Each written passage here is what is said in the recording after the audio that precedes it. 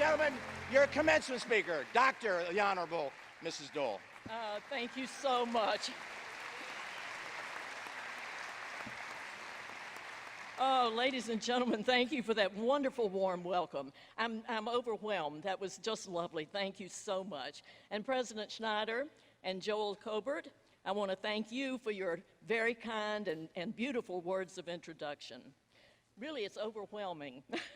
And what a joy to see this field house just full. There's not an empty seat, no standing room either. And to be a part of this with you today. You know, commencement is a remarkable milestone for the students who've worked so hard to reach this moment, the loved ones who supported them along their journey, and the institution that's celebrating yet another generation of outstanding leaders. General Sullivan, President Schneider, Joel Colbert, Joel, the great lawyer that I'm proud to call my good friend, distinguished guests, and class of 2015. Thank you for inviting me to be a part of this wonderful occasion. The value of any special recognition is often judged by the distinction of the institution presenting the award and those who have also received the honor. By these measures, I am humbled indeed to accept an honorary degree from this distinguished university. In addition to the great military and civilian leaders who have received their honorary degrees before me, each of you graduating today makes this recognition one that I am very proud to accept. Your hard work, dedication, leadership, and character really uphold the renowned and respected name of Norwich University, and I shall cherish my association with you all. Now, in the spirit of Norwich's emphasis on truth and honesty, I have to admit that when I first opened the letter inviting me to speak and to receive an honorary degree, I felt a little bit of trepidation. A small red booklet entitled Cadet Handbook fell out of the folder accompanying the letter. Was this a hint that I'd be required to follow the guidelines set out in the handbook? I decided to look through it to see how I measured up to Norwich University's expectations. First, cadets should have a strong understanding of military culture. Well, I knew I had that down. As you may know, I share most of my time with a World War II Army captain. Second, cadets, thank you.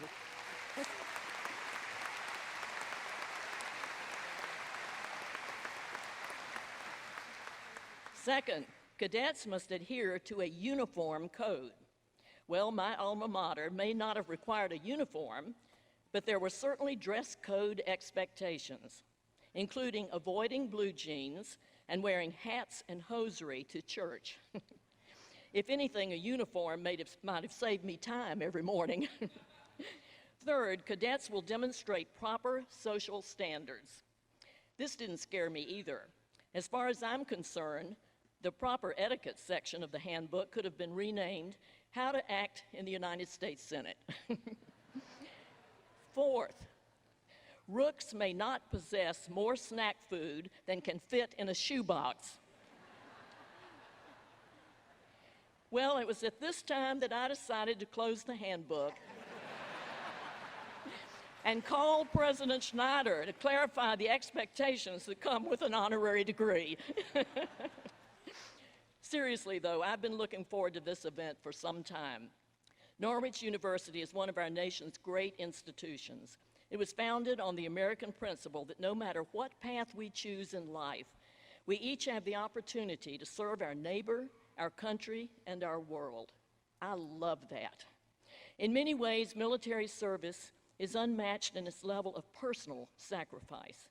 I hold those who serve in uniform and those who care for them upon their return from war very close to my heart, as you've heard.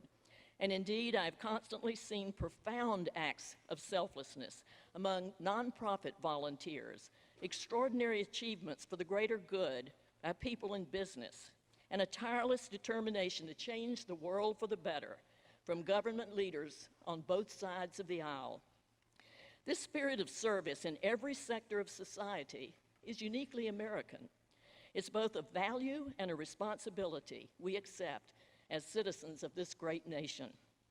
When someone asked Benjamin Franklin upon his departure from the Constitutional Convention what type of government had been created, he famously responded, "A republic, if you can keep it."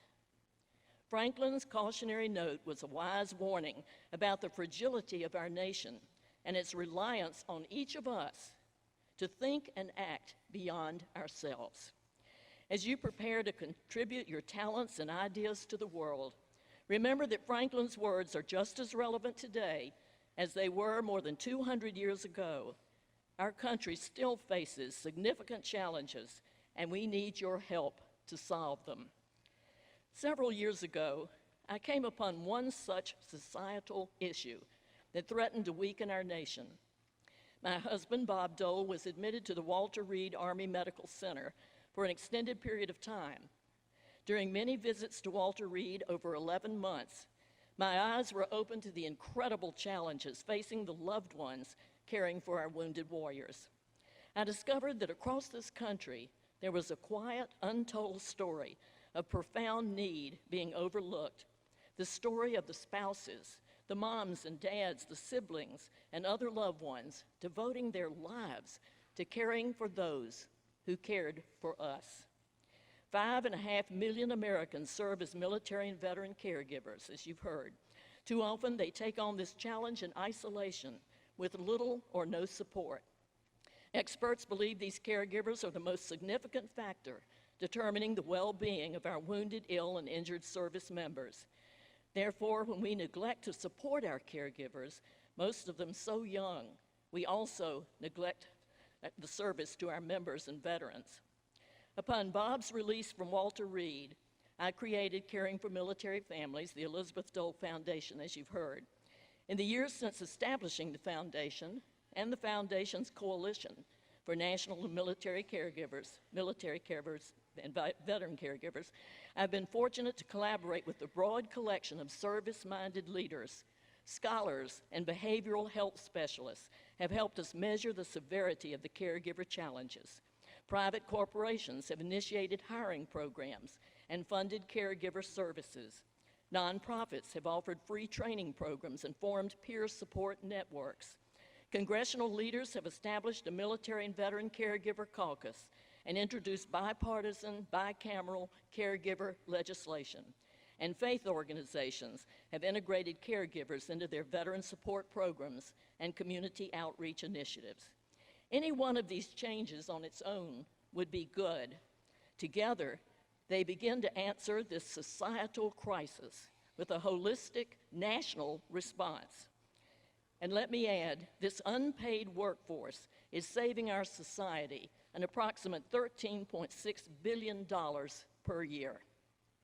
When I think of the work that remains to be done for military and veteran caregivers and the many other challenges that face our nation, I take comfort knowing that another generation of bright leaders grounded in upstanding values is about to step out into the world, ready to make a difference through fields such as math and science, engineering and architecture, accounting and computer science, politics, and nursing.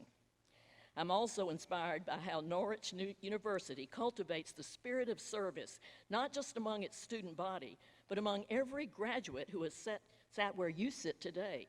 Choosing service as the theme for this first year of your bicentennial celebration demonstrates the character and commitment of this principled institution. It also emphasizes an invaluable message about giving back to your community. Service is not something you do just while in school, while in uniform, or when you have free time to give.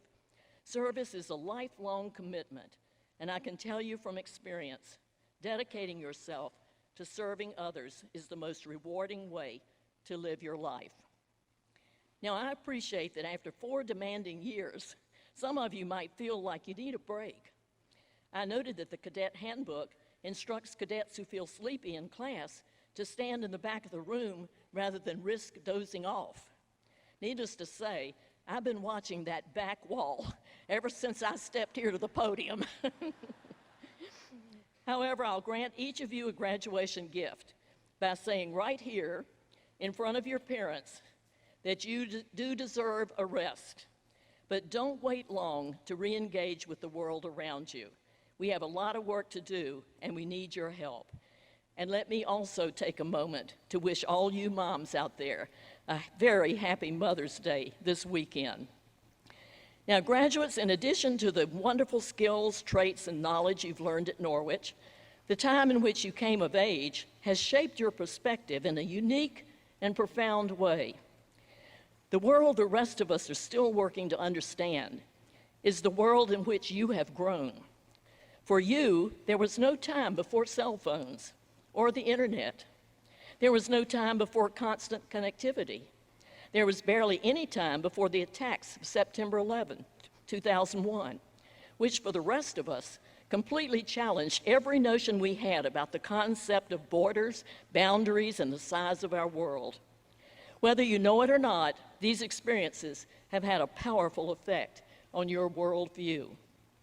Consider that 150 years ago, a photographer from Washington, D.C. named Alexander Gardner sparked an outrage and concern over the Civil War when he produced and distributed some of the first examples of combat photography after the Battle of Gettysburg.